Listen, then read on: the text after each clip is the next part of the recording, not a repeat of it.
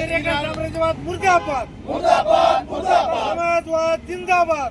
आपण पाहतोय की इराणवर जे काय हल्ले व्हायला लागलेले आहेत, हे अमेरिका आणि इस्रायलचे जे हल्ले व्हायला लागलेत, हे केवळ आणि केवळ या ठिकाणी साम्राज्यवादाच्या दृष्टिकोनातून व्हायला लागलेले आहेत. आज पाहतोय अमेरिकेने केवळ तेलाचा साठा आपल्या ताब्यामध्ये असला पाहिजेत आणि या सगळ्या जगाच्या नाड्या आपल्या हातात असल्या पाहिजेत. यामुळे हे युद्ध घातलेलं आहे. आज या युद्धाचा भडका सगळ्या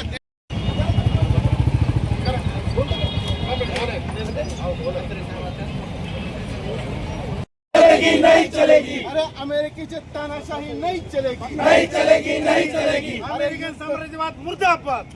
राष्ट्रव्यापी कॉल होता की प्रत्येक जिल्ह्याच्या जिल्हाधिकारी कार्यालयावर भारतीय कम्युनिस्ट पक्षाच्या वतीने या ठिकाणी जे इराणवर इस्रायल आणि अमेरिकेनं हल्ला केलेला आहे, त्या हल्ल्यामध्ये छोटे छोटे मुलं, शाळेतील शाळकरी मुलं हे बी या ठिकाणी सोडले नाहीत. त्याचे पडसाद संपूर्ण देशभर आज पडलेले आहेत.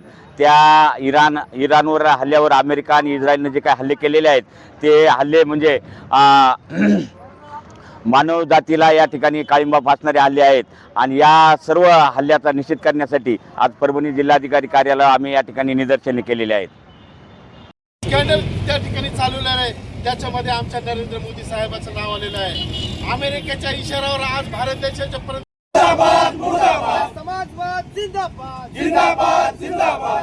अमेरिकेची तानाशाही नहीं चलेगी. आहेत आमच्याकडून करा, तर आमचे साहेब म्हणायला लागले जी आम्ही तुमच्याकडून आहेत ते करू.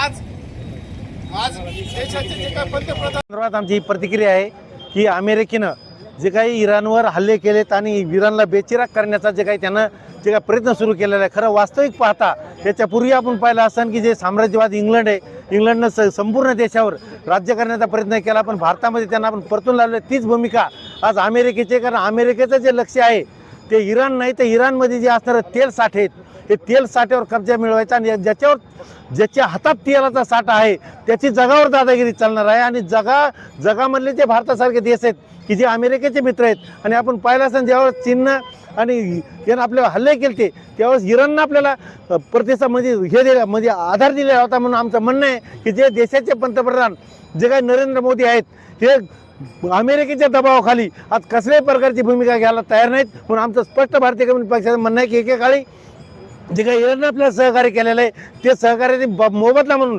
भारतानं इराणला मदत केली पाहिजे. आणि जी अमेरिकेची दादागिरी आहे, ह्या दादागिरीला त्यानं बळी न पडता दादागिरी हाणून पाडण्याचं काम हे भारताच्या पंतप्रधानांनी केलं पाहिजे. आणि भारताच्या पंतप्रधानानं स्वतःची भूमिका, स्पष्ट भूमिका ही जाहीर केली पाहिजे. एवढंच आज भारतीय कम्युनिस्ट पक्षाच्या वतीने म्हणणं आहे. त्यासाठी इन्कलाब जिंदाबाद. समाजवाद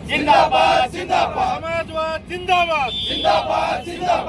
भांडवलशाही मुर्दाबाद. अमेरिकेची दादागिरी नहीं चलेगी. अमेरिकेची दादागिरी नहीं चलेगी.